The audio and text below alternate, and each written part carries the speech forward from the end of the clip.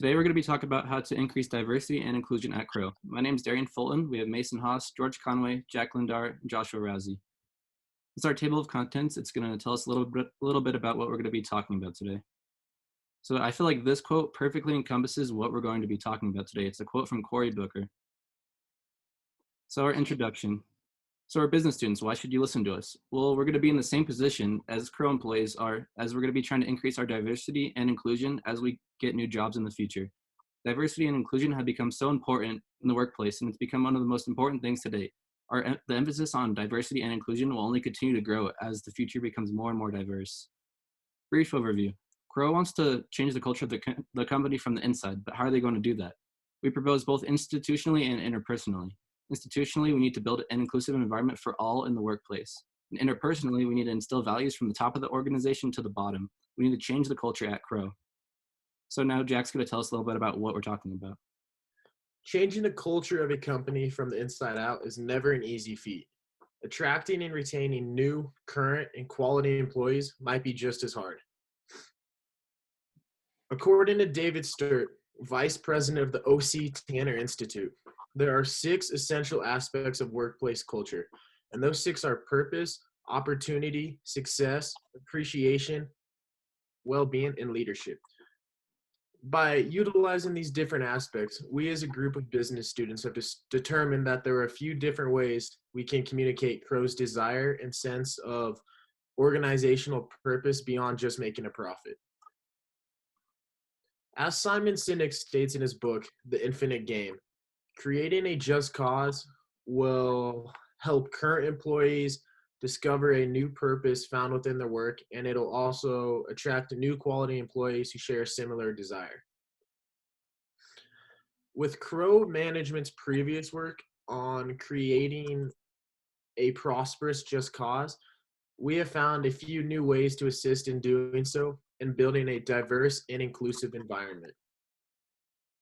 From an institutional perspective, some things that we're going to recommend are simple adjustments such as rewriting job descriptions, memos, and making them more gender and sexual orientation neutral. Another one is considering to have your job application reviews blinded to any sort of demographic information when hiring. From a interpersonal perspective, we recommend little things like hiring IT professionals who can help you create a user-friendly CRM network that will help in promoting continuing education and stuff like that. By having a program like this be required, it will boost efforts and awareness for diversity and inclusion. Josh can tell you a little more about why we're doing this. So you've heard a little background, but why is our plan worth implementing? Our solutions address the issues at every stage of the company's hiring and employment process, from the beginning with a job listing to the application review process, and finally as employees. Our institutional solution would entail rewriting job descriptions, memos, and other company write-ups. But why is this important?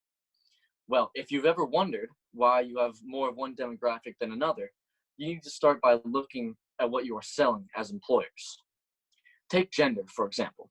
While the Civil Rights Act of 1964 prohibits employers from overtly soliciting a preferred gender in their job listings, research shows that the language of job descriptions often subtly adheres to gender stereotypes. For example, a few years ago, social scientists at the University of Waterloo and Duke University coded a long list of adjectives and verbs as masculine or feminine, and then scanned a popular job site to look for those words. They found that job ads in male-dominated fields, like software programming, tended to use masculine-coded words such as competitive and dominant, much more than job ads in female-dominated fields. Follow-up research confirmed such words made these job listings less appealing to women. Choosing to replace those words replace them with more gender neutral ones will make a huge difference in your applicant pool. Limiting the number of qualifications in a job description is another important way to mitigate job listing gender bias. Often, job descriptions are designed by a committee of opinionated individuals, resulting in a long laundry list of qualifications, some of which are vital, but some of which are just nice to haves. The problem with that list of nice to haves, according to Iris Bonnet, a behavioral economist and a Harvard Business School professor, is that many women won't apply for a job unless they meet all of the requirements. Men, on the other hand, tend to have a lower threshold for applying. The second major aspect of our institutional solution is to blindly review job applicants. You might think you and your colleagues are open-minded and would never disqualify a candidate for anything other than his skills and experience. However, even the most accepting people can be influenced by their thoughts and feelings they're not aware of, which is their unconscious bias.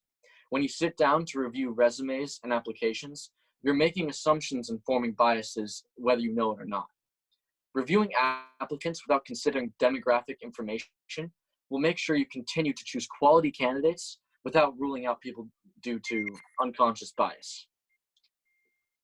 3 things define our interactions with others who are different from us: our knowledge, our attitudes, and our actions. Diversity training has a positive effect on all of these elements, but in different ways. Right after the training, people change their beliefs and behaviors to some extent, but acquire far more in terms of knowledge. As time passes, people will remember the new knowledge, but their beliefs and behaviors tend to revert back to what they were before the training. However, by continually training your employees, you continue to solidify their knowledge. And although their beliefs and attitudes are more difficult to change, constantly reminding them of their biases and the tools to avoid them will lead to positive results. George will expand on the how of our solutions. So how do we implement this solution on an institutional level?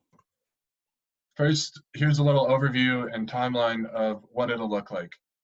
Replacing the job descriptions and the new hiring process can take about up to 3 months, but eventually what we're working toward, the results will be seen in a year to 3 or more years.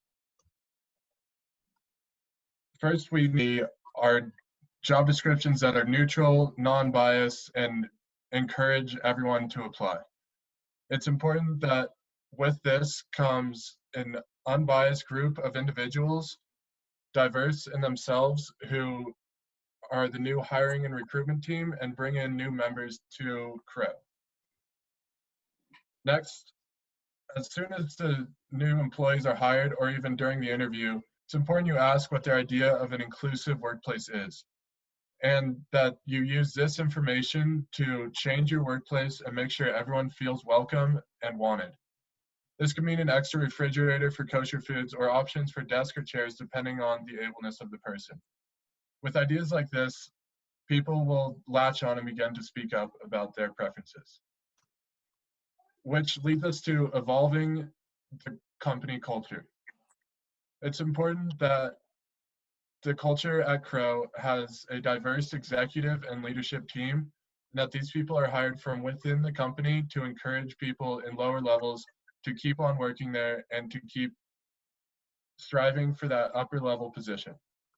Finally, it's important that we compare the aspects of retention rates and other maybe employee surveys to see how people feel about the inclusivity and programs and happiness and healthiness here at Crowe. Below us are potential increases in retention rates. These can vary from 1-year intervals to 5-year intervals, depending on how long you guys take this plan out. Next, I want to talk about the risk versus reward during this time. The risk, it's time consuming. There's no instant results just because of how time consuming it is, but with the reward that comes with this is much greater than the risk. Happier and healthier work environment for all employees where people can work together collaboratively and feel comfortable at work. This is beneficial to the company and increase productivity and reduce risk legally and other forms. Next, Mason will talk to you about the interpersonal aspects. So now I'll be adding on to what Jack was explaining earlier in regards to increasing the interpersonal aspect of Crowe's culture. To do this, we believe the best way is to implement a diversity and inclusion online training program called Diversity EDU.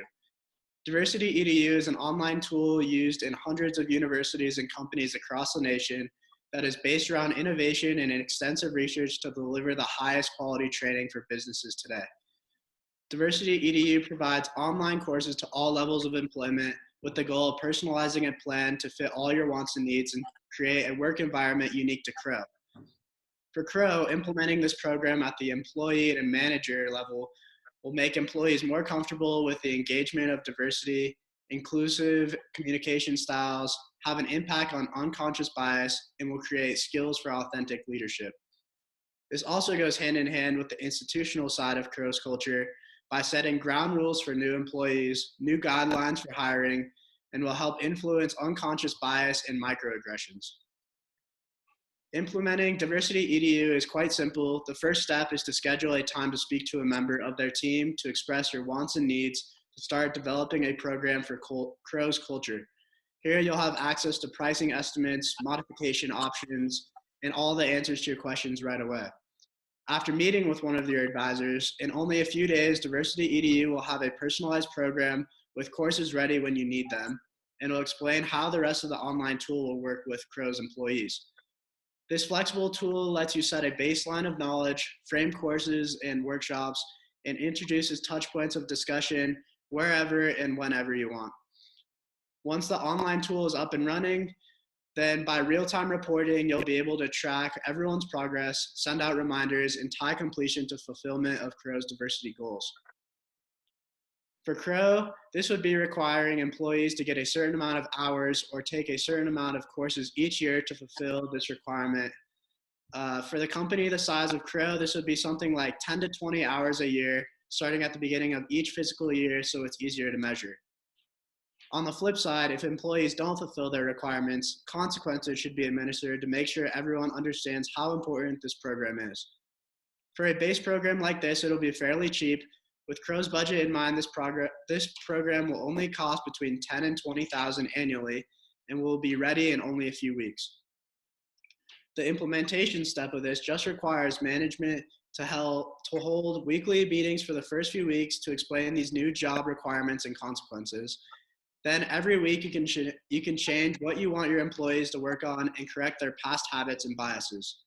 And after the program has been working for a while, at the end of each quarter or fiscal year, you can monitor their progress and analyze this data. Implementing a diversity and inclusion program has its risks, which are it could be time consuming, the physical cost of the program, and the potential opposition to the value of this program. However, the benefits definitely outweigh the cost as new skills will be added to employees and managers, and overall, Crowe will achieve its goals in increasing productivity, creativity, employee engagement, reduced employee turnover, and its overall reputation.